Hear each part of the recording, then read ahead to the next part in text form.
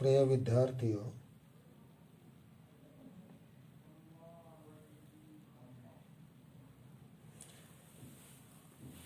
मैं रामपाल मीणा से आचार्य इतिहास LBS गवर्नमेंट कॉलेज कोटपुर।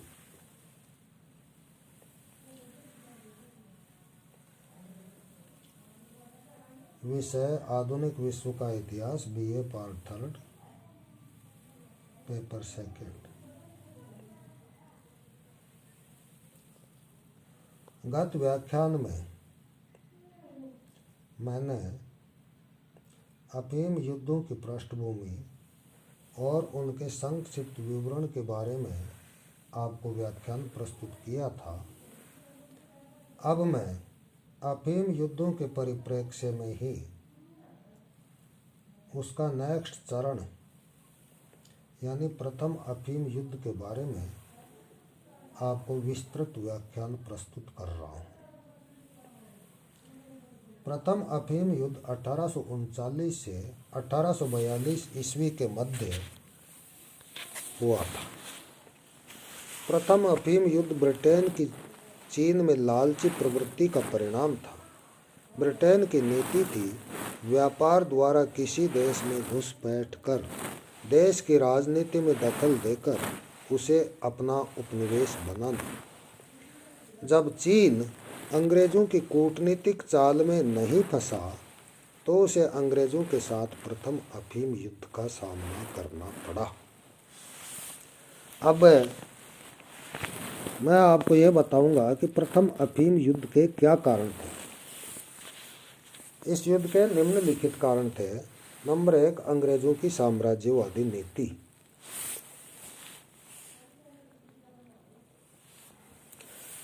अंग्रेजों की साम्राज्यवादी महत्वाकांक्षा प्रथम अफीम युद्ध का प्रमुख कारण थी। ब्रिटेन चीन में व्यापार करने एवं व्यापार संतुलन अपने पक्ष में करने को आतुर था। मानचू शासकों की प्रतिबंधात्मक नीतियां ब्रिटेन की इस इच्छा में बाधाएं उत्पन्न कर रही थी। इस तनाव के कारण अंततः प्रथम अफीम युद्ध हुआ। नंबर 2, चीन द्वारा विदेशियों को हेय दृष्टि से देखना। चीनी लोग अपने आप को श्रेष्ठ समझते थे एवं विदेशियों को हेय दृष्टि से देखते थे। यूरोपियों को चीन का यह दृष्टिकोण अच्छा नहीं लगा। नंबर 3, कैंटन में व्यापार। अंग्रेज केवल कैंटन में मात्र व्यापारिक सीजन में रह सकते थे एवं इस समय भी उन्हें अपना परिवार मकाऊ छोड़कर जाना पड़ता था। व्यापारिक सीजन के अतिरिक्त अन्य समय उन्हें मकाऊ में ही रहना पड़ता था। उन्हें चीन में अंदर जाने की इजाज़त नहीं थी। अंग्रेज इस प्रकार के प्रतिबंधों के कदापि आदी नहीं थे, इसलिए भी चीन एवं अंग्रेजों के मध्य तनाव विकसित हुआ। नंबर 4, कोहांग माध्यम। कोहांग माध्यम 13 व्यापारियों का एक संघ था। ब्रिटेन इनके माध्यम से ही चीन में व्यापार करता था। यह माध्यम कम कीमत पर अंग्रेजों से सामान खरीद कर उसे अधिक कीमत पर चीन में बेचता था। अतः जो मुनाफा अंग्रेजों को मिल सकता था वह कोहोंग माध्यम को मिलता था। इससे अंग्रेज अत्यधिक असंतुष्ट थे। नंबर 5, राज संपर्क का अभाव। मंचू सम्राट कैंटन स्थित ब्रिटिश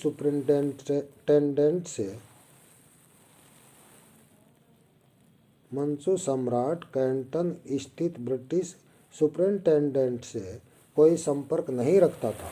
उसका मानना था कि उसकी समस्याएं व्यापारिक हैं जिन्हें कोहोंग के माध्यम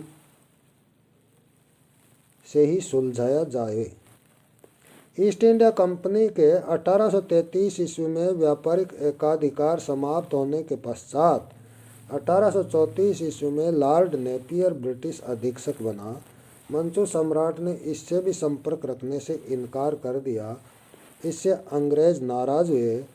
उन्होंने इसे देश का अपमान माना। नंबर 6, प्रार्थना पत्र का प्रश्न। ब्रिटिश अधिकारी जब कोई पत्र संदेश पत्र के रूप में देते थे तो चीनी अधिकारी उसे अस्वीकार कर देते थे। उनका कहना था कि वे प्रार्थना पत्र द्वारा मांग रखें, जिससे अंग्रेज अपने को अपमानित महसूस करते थे। इससे भी संघर्ष की स्थिति बनी। नंबर 7 क्योतो प्रथा। मंचू सम्राट के सामने जाते वक्त विदेशियों को क्योतो प्रथा का पालन करना अनिवार्य था। इस प्रथा के तहत यूरोपियों को सम्राट के समक्ष 3 बार घुटने टेकना और 9 बार जमीन पर माथा टेकना होता था। यूरोपीय इसे अत्यंत अपमानजनक मानते थे, अतः यह प्रथा भी तनाव का एक कारण थी। नंबर 8 राज्य क्षेत्रातीत अधिकार का प्रश्न। 1784 ईस्वी में एक अंग्रेज की बंदूक से चीनी नागरिक मारा गया। चीनी सरकार ने उस अंग्रेज पर मुकदमा चलाकर उसे मृत्यु दंड दे दिया। अंग्रेजों का कहना था कि राज्य क्षेत्रातीत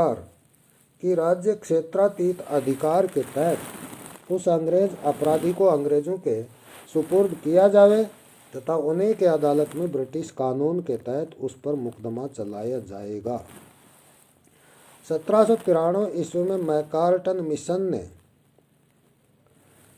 चीन से राज्य क्षेत्रातीत अधिकार की मांग की एवं कैंटन में अंग्रेजों को स्वशासन का अधिकार देने की भी मांग की, जिस पर चीन ने ध्यान नहीं दिया। अतः अब इस प्रश्न का समाधान युद्ध के द्वारा ही संभव था। नंबर 9 अफीम के व्यापार में वृद्धि। 1800 ईस्वी में जो अफीम का व्यापार 4000 पेटी था, वह 1839 ईस्वी में बढ़कर 30,000 पेटी तक पहुंच गया।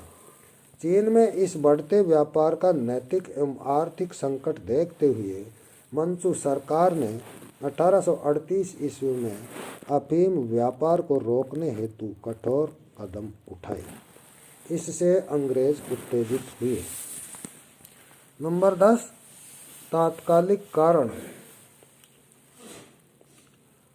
अफीम युद्धों का तात्कालिक कारण था चीनी कमिश्नर लिन, जिसका पूरा नाम लिन से हुसु था, कि 1839 ईस्वी की कार्यवाही। यही युद्ध का तात्कालिक कारण था। अफीम के तस्कर व्यापार को रोकने के लिए मंचू सरकार ने कमिश्नर लिन को कैंटन भेजा।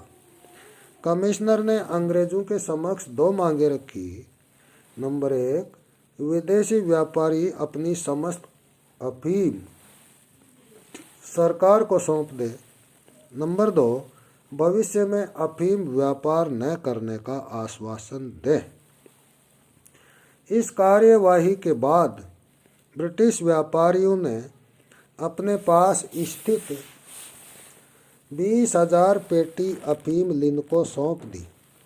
इस अफीम को नमक एवं चूना मिलाकर नष्ट कर दिया गया, परंतु अफीम व्यापार को बंद करने का अंग्रेजों ने कोई आश्वासन नहीं दिया। अफीम के पेटियों के इस प्रकार नष्ट होने से ब्रिटिश व्यापार अधीक्षक इलियट अत्यंत नाराज हो गया और उसने चीन के साथ युद्ध छेड़ दिया, जिसे प्रथम अफीम युद्ध कहा जाता है। यह युद्ध 1839 से 1842 ईस्वी तक पूरे 3 वर्ष चला। अंततः चीन की पराजय हुई और उसे अंग्रेजों के साथ नानकिंग की संधि करनी पड़ी। यह नानकिंग की संधि 29 अगस्त 1842 ईस्वी को संपन्न हुई। इस संधि की शर्तें निम्नलिखित थी। नंबर 1 अंग्रेजों को अब कैंटन के अलावा अमोई, फूचो, निगपो एवं संघाई सहित कुल 5 बंदरगाह बसने एवं व्यापार करने के लिए खोल दिए गए। नंबर 2 हांगकांग का द्वीप अंग्रेजों को प्राप्त हो गया।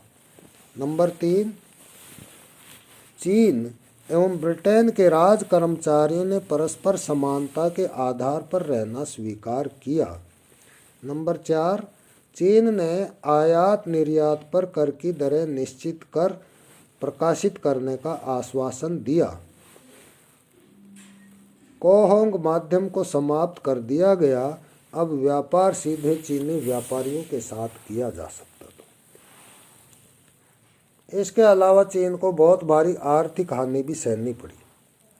चीन ने निम्नानुसार $2 करोड़ 10 लाख क्षतिपूर्ति देना स्वीकार किया। नंबर 1 $60 लाख नष्ट अफीम की कीमत।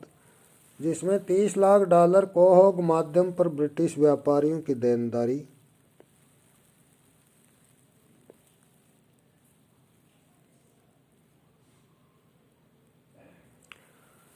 नंबर 2, 1 करोड़ 20 लाख, हाँ 60 लाख के अलावा थी ये 30 लाख भाई। नंबर 2, $1 करोड़ 20 लाख युद्ध क्षतिपूर्ति की राशि। नंबर 3, अब ब्रिटिश अधिकारी पत्र व्यवहार में प्रार्थना पत्र के स्थान पर संदेश पत्र का उपयोग करने को स्वतंत्र हो गए। नंबर 4, राज्य क्षेत्रातीत अधिकार के तहत यह स्वीकार कर लिया गया कि अंग्रेजों पर मुकदमे अब अंग्रेज कानूनों के अनुसार उन्हीं की अदालतों में चलेंगे। नंबर 5, क्योतो प्रथा बंद कर दी गई। नंबर 6, चीन ने यह स्वीकार किया कि भविष्य में चीन जो सुविधाएं अन्य देशों को देगा वे ब्रिटेन को भी प्राप्त होंगी। अब इस नानकिंग की संधि की समीक्षा करने पर यह निष्कर्ष निकलता है कि इस संधि से मंचू राजवंश की प्रतिष्ठा को आघात पहुंचा। अब ब्रिटेन के साथ अन्य यूरोपीय शक्तियों ने भी चीन में प्रवेश किया। 1844 ईस्वी में अमेरिका ने चीन के साथ हुआंग हो की संधि संपन्न की। फ्रांस के साथ 1844 ईस्वी में ही हुआम्पोआ की संधि संपन्न हुई। 1845 ईस्वी में बेल्जियम के साथ एवं 1847 में नॉर्वे व स्वीडन के साथ संधि संपन्न कर चीन ने उन्हें भी व्यापारिक सुविधाएं प्रदान की। इस प्रकार चीन अब एक अंतर्राष्ट्रीय उपनिवेश बन गया। यह एक रोचक तथ्य है कि यह युद्ध अफीम के व्यापार को लेकर संपन्न हुआ था, मगर अफीम व्यापार पर नियंत्रण संबंधी कोई संधि संपन्न नहीं हुई। अफीम का व्यापार निर्बाध गति से चलता रहा। तो छात्रों, यह व्याख्यान यहीं तक सीमित है। आगे का व्याख्यान बाद में प्रस्तुत किया जाएगा। धन्यवाद।